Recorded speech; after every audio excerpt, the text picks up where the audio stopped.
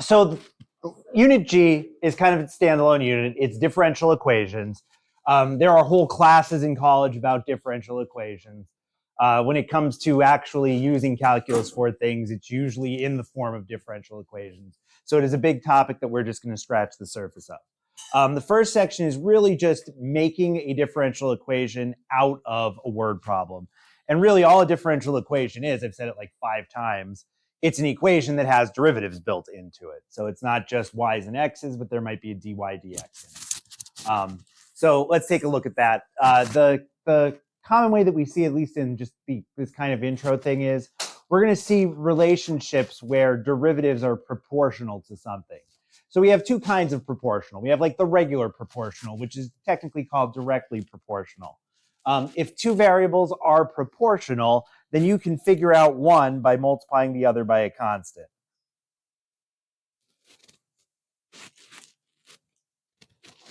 It doesn't matter which one you call which. I could have written b equals ka. The constant would just be the reciprocal if I wrote it the other way around. When things are inversely proportional, I've never heard anybody say proportional to the reciprocal, but that's what the notes say. If things are inversely proportional, then what happens is you actually end up with this situation where you've got the k, but you're dividing by the b. In this situation, what happens is your 2 variables, when you multiply them, always give you your constant.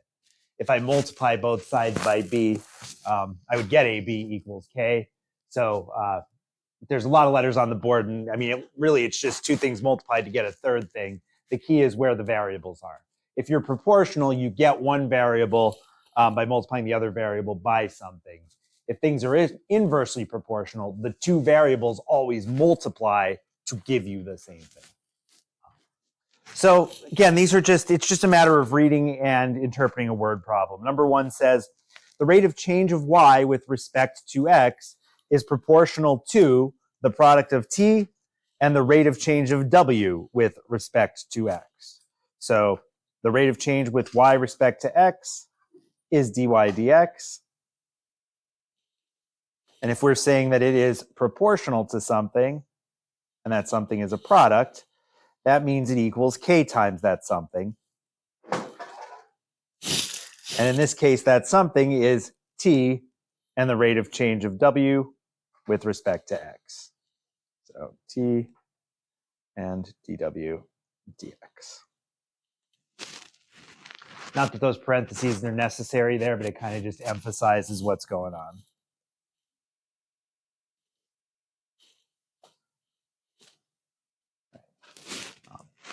Yeah, so just reading and interpreting and turning into a differential equation. That thing is a differential equation. Number 2. Yeah, there's just 3 examples here. The force F of a spring on a trampoline can be related to the distance d it is stretched. That's just the story. The rate of change of the quantity F with respect to the distance d, quantity F with respect to the distance d, that's going to be df dd, d capital D, is inversely proportional. So this is going to be equal to k over something, the natural log of the distance.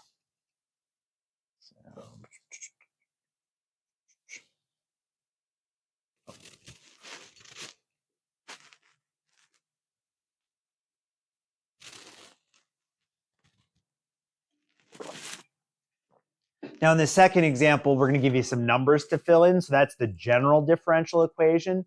But now we have some information. If the rate of change of F is 3 units per centimeter, so I can rewrite this as 3 equals, when the spring has been stretched, 0.2 centimeters. So that's going to be k over ln 0.2. Once you do that, especially with these proportional problems, I now have something that I can solve for k. So that's actually the goal this question is asking for. You're going to solve for k. That's easy. It's just going to be 3 ln of 0.2. and then rewrite the differential equation, but then plugging that k in. So for this particular spring, df dd, and I'll just write in black now, df dd is, what did we say k was? K is 3 ln of 0.2. So 3 ln 0.2 over ln d.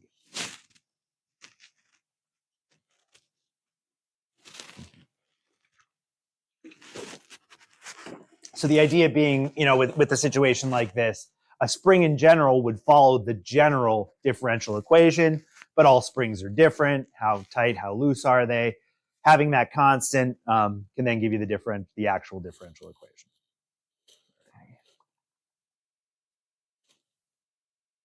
Okay, and our third example, see if there's anything different here. Mr. Brust is swimming in a straight line across the lake. His position from his starting point is given by P of t, where t is measured in minutes since the start of his swim. During the first 30 seconds, Mr. Brust's acceleration is proportional to the cube root of time since the start of his swim. So P is position. What's acceleration? Yeah, it's not just prime, because prime would be velocity, so it's the double prime. So we can say d squared P dt squared. It is proportional, so that's going to be equals k. I'm backwards with my colors on this one. Cube root of the time since he started his swim.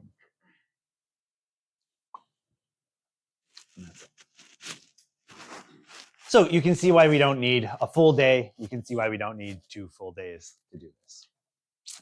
Questions on that? Yeah. That is it. Then there are 8 of those. I feel like there's 1 or 2 that are a little bit weird. We can talk about them when you guys go over them, and 3 AP questions.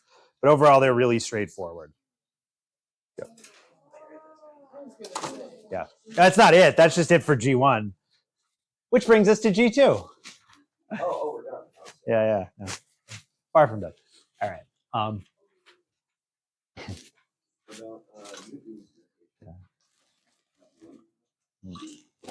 right. What really sets what we're doing now apart from what we've done in the past is we're kind of mixing variables. We're going to see a lot of mixing variables. So when we integrated before, we would add the plus c to the end, and that would represent sort of a horizontal or vertical shift. But when you incorporate both variables and you actually do the integration, you actually end up with what these notes kind of refer to as a family of curves. They're not necessarily all horizontal or vertical shifts of one another. When we get to slope fields, we'll see a little bit more of what we mean by that. There's nothing that says we have to use the dy dx in our notation. We could always use the primes, whether we're using our y's or our functions. They all work. This section is just called verifying solutions for differential equations. So basically, we're going to give a differential equation, and then we're just going to verify that, we're going to be given a differential equation and then a solution, and just verify that it is a solution. A solution is another equation. It's a y equals equation that you should be able to plug in for y, plug its derivative in for y prime, and if it's there, plug its second derivative in for y double prime, and end up with a true statement. Right? And that's what a solution does. It's a thing you plug in and end up with a true statement. The thing is, the solution is a function. So best way to see that is kind of by doing it. All right, example 1 says, show that both y equals 2e to the x and y equals e to the negative 4x are valid solutions for the differential equation shown below. So we'll do y equals e to the x on the left. We've got to plug into the differential equation given. So I need to know what y double prime and y prime are. So first example is super easy. If y equals 2e to the x, what does y prime equal? Just 2e to the x. Yeah, that's a coefficient, and e to the x doesn't have a coefficient in front of its argument. So both y prime and y double prime and y are all the same function. So verify. instead of y double prime, I'll write 2e to the x plus 3 times, instead of y prime, I'll write 2e to the x. And I will verify that that equals 4 times y, which is just 2e to the x. Then we end up with 2e to the x plus 6e to the x equals 8e to the x. That a true statement? Yes. So that's what we mean by a solution. The function y equals 2e to the x is a solution to the given differential equation. Okay. This very different function, putting that negative there literally gives you reverses the way that the function looks like. E to the negative x is big for negative x values and tiny for positive x values. So it's a very different function. Y is e to the negative 4x. Y prime is e to the, not e, but negative 4, e to the negative 4x. And y double prime is 16 e to the negative 4x. And again, plug it in and you should verify. What do we got? We got y double prime. So 16 e to the negative 4x plus 3 times negative 4 e to the negative 4x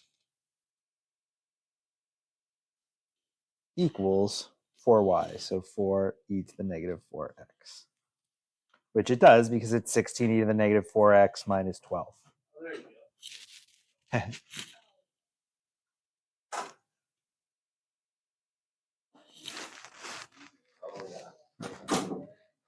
So, in the end, we have something that's true. 16 e to the negative 4x minus 12 e to the negative 4x does give us the 4 e to the negative 4x that we want. All right, example 2. We have to do a little bit of solving here. For what value of k, if any, will y equals k e to the negative 4x minus 2 sine to the 5x be a solution to this differential equation given? So just like the last one, we need to find y and y prime and y double prime. Y prime is going to be negative 4k e to the negative 4x. That doesn't want to write today. And we got negative 2 sine 5x. Negative 10 cosine, yep.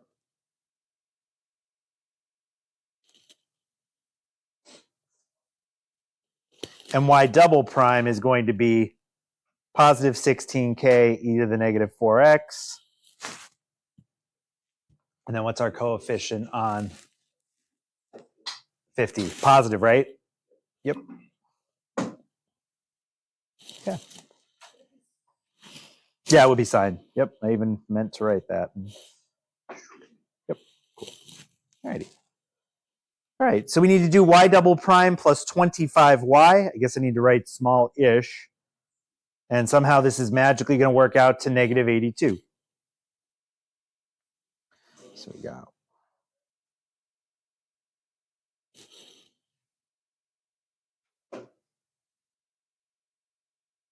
So I actually only need y double prime. We're never really going to use y prime in this one. So we've got 16k e to the negative 4x plus 50 sine 5x plus 25 times k e to the negative 4x. Did I miss? Yeah, I got my k there. Minus 2 sine 5x negative 82 e to the negative 4x. Did I successfully do the thing? I think so.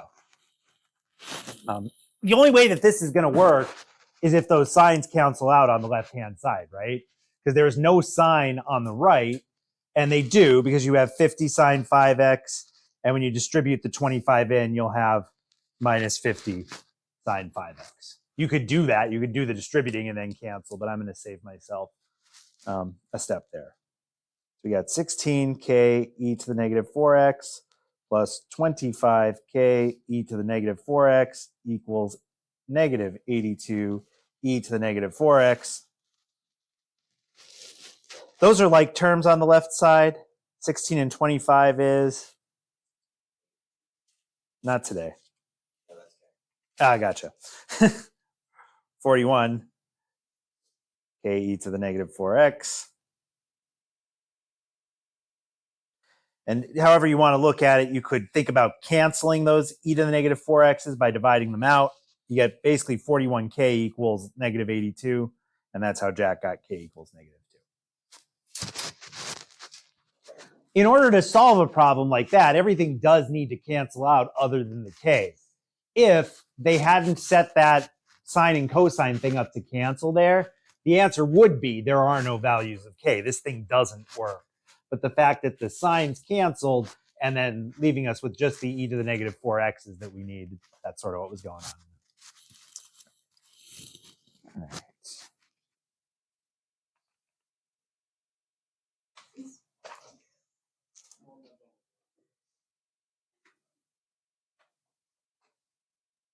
All right. Okay. Why don't you guys try A and B? I don't see why not. The only thing that I can see here off the top of my head that might just give you a pause, in letter B, rather than giving you the function as y equals, they give it to you as g of x equals. But that's going to get plugged in for the y. The x is going to stay as an x in that one. So leave the x alone.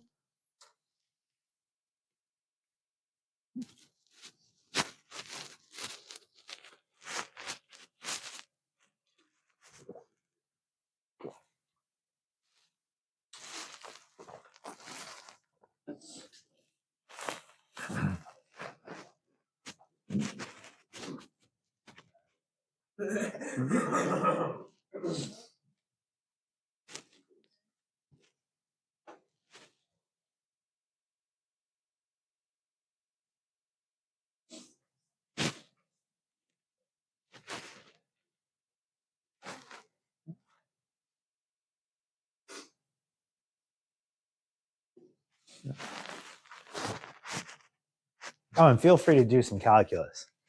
Okay, just checking. You're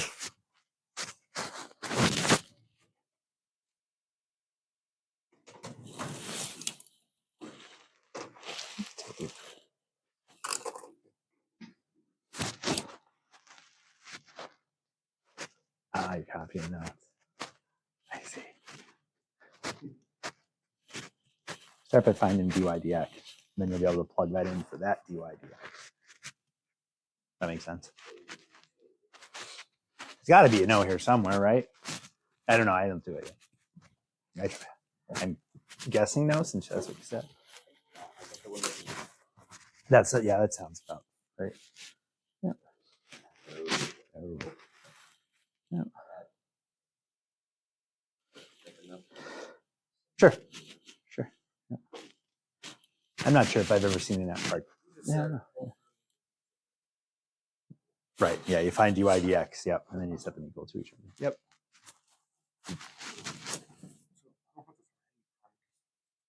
But you do, because that's you've got to find the prime so that you can plug in for that, because that's what you're going to plug in. So find y prime and then put it there where that dy dx is. It doesn't feel like you do, but I get why you're asking that, but you do need to find it. I don't have it. Yeah, basically, because of the way that one's set up, it's just dy dx equals. Yeah.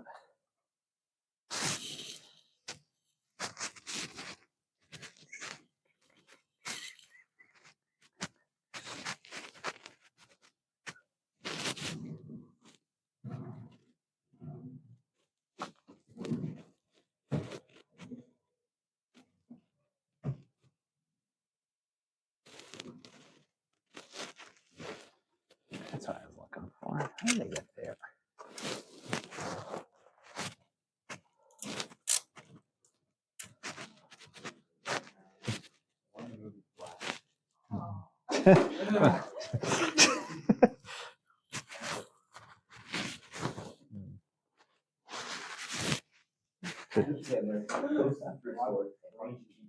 He doesn't care who it is.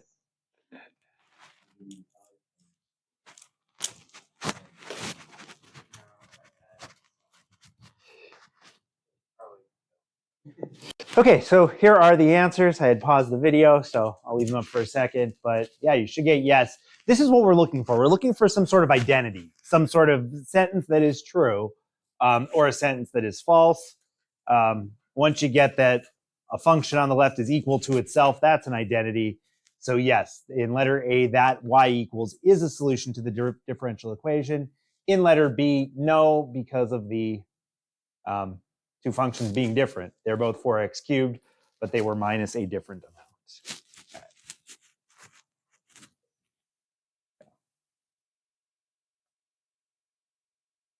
All right. I believe what's going on in this last example is just an example of a problem that we've done before, but reworded in terms of a differential equation. So we have dy dx and it equals e to the 2x minus 2x squared. And we want to find what our y equals is if we know that y of 0 equals 4.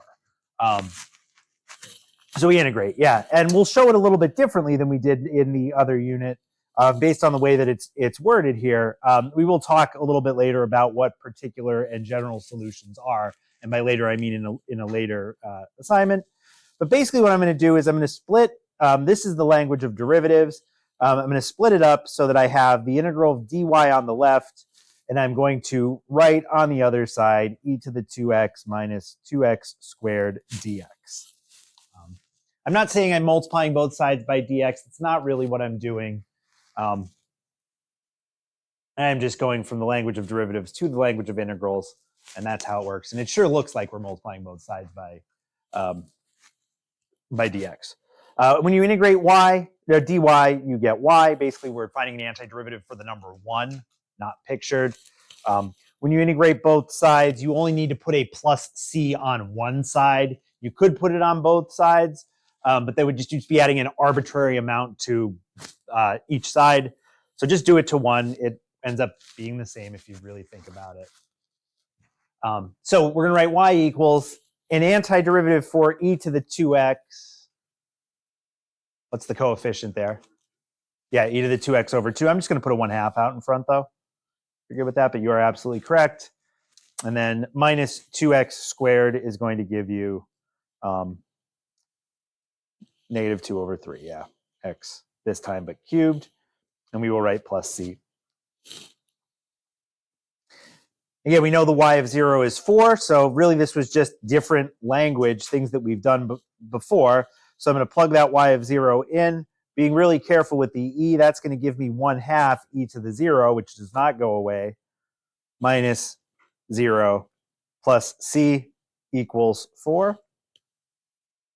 That's a 1. Sure seems like c equals 3.5. Yep. Cool. So the solution that matches here is y equals 1/2 e to the 2x minus 2/3 x cubed plus 3.5.